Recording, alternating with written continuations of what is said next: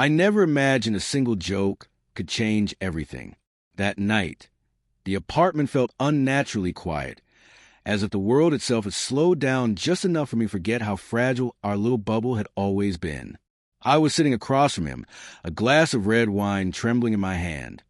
Not from the alcohol, but from the nerves twisting inside me. I spoke carelessly, and in my defense, I didn't think he would take it seriously. Almost laughing, I said, "You could never protect me. You're too weak." I laughed again, more to fill the heavy silence than out of genuine amusement. But then I saw him look at me, and it froze me. It wasn't anger, not the loud, stormy kind. No, it was something colder, sharper, a quiet intensity one had never seen before. His eyes didn't dart, they didn't twitch. They stayed locked on mine, and for the first time in years, I felt a weight there that I couldn't name. An impossible, quiet weight. I expected him to shrug it off, maybe tease me back like we always did. Instead, he stood up. He didn't speak, didn't gesture, didn't plead or curse. He just walked away. I remember the click of the door behind him, how the sound echoed through the apartment. That was the moment I realized how long it had been since I had truly felt alone, not just physically, but emotionally abandoned. And yet, amid the shock, a strange clarity came over me. The joke I thought was harmless had been the final thread in something already unraveling. Looking back now, I can trace the cracks, the small dismissals, the quiet distance, the unspoken resentments. I had noticed them, but I had chosen to ignore them because it was easier to pretend, easier to tell myself that love meant enduring, that marriage meant holding on even when it hurt. But he didn't hold on. He walked away. And it wasn't just a walk across the apartment. It was a first step out of life I thought was secure, a life I believed would be untouchable.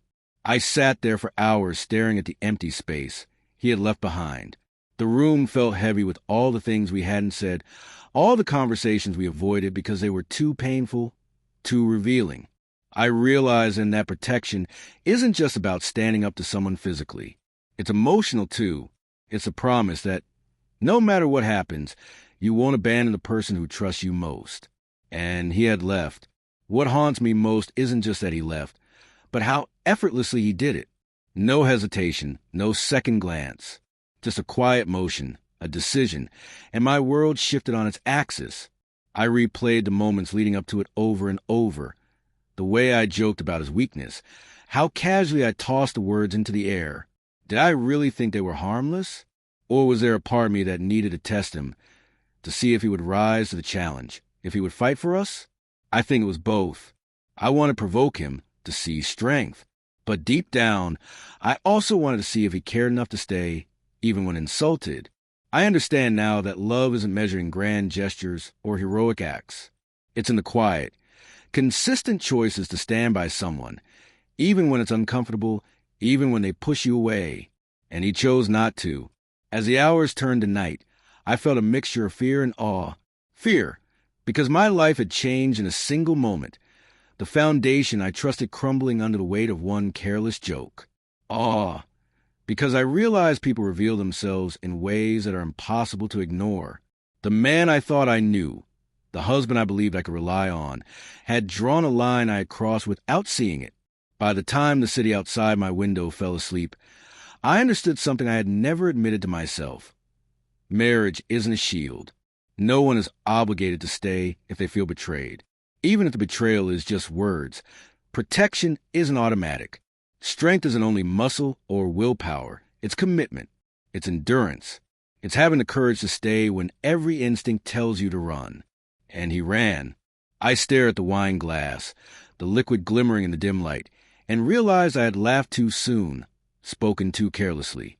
My joke wasn't just a joke. It was a mirror, reflecting every fear I had about him, about us, about what it meant to rely on someone completely. In the silence that followed, the truth became painfully clear. Sometimes, the ones you count on the most are the first to walk away.